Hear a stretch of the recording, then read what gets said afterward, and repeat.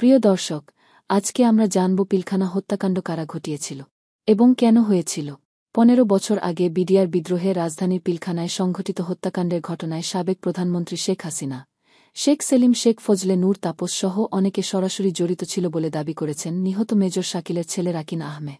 শনিবার ১৭ আগস্ট দুপুরে রাজধানীর মহাখালীর রাওয়া ভবনে আয়োজিত এক সংবাদ সম্মেলনে এ কথা বলেন তিনি। শেখ হাসিনার নেতৃত্বে আওয়ামী লীগ সরকার গঠন করার ৫০ দিনের মধ্যেই ২০০৯ সালের ২৫ ও ২৬ ফেব্রুয়ারি ঢাকার পিলখানায় তৎকালীন বিডিআরদের একটি গ্রুপ দ্বারা বিদ্রোহ সংগঠিত হয়।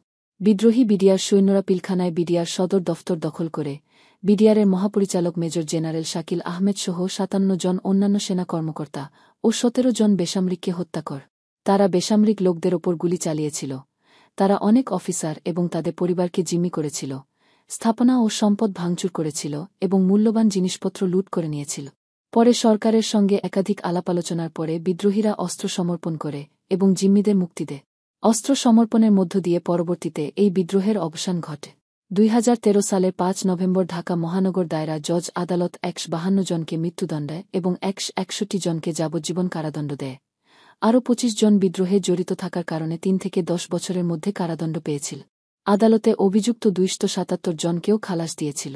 ১৫ বছর আগের ওই হত্যাকাণ্ডের ঘটনায় সাবেক প্রধানমন্ত্রী শেখ হাসিনা, ঢাকা দক্ষিণ সিটির মেয়র ফজলে নূর তাপস সহ আরও অনেকে সরাসরি জড়িত ছিল বলে রাজধানীর মহাখালীর রাওয়া ক্লাবে আয়োজিত এক সংবাদ সম্মেলনে দাবি করা হয়। সংবাদ সম্মেলনে নিহত মেজর শাকিলের ছেলে রাকিন আহমেদ দাবি করেন, পিলখানা হত্যাকাণ্ডে সাবেক প্রধানমন্ত্রী শেখ হাসিনা, ফজলে নূর তাপস ও শেখ সেলিম সরাসরি জড়িত। এছাড়াও নেপথ্যে আরও রয়েছে। স্বাধীন তদন্ত কমিশন গঠন হলে তাদের নামও আসবে।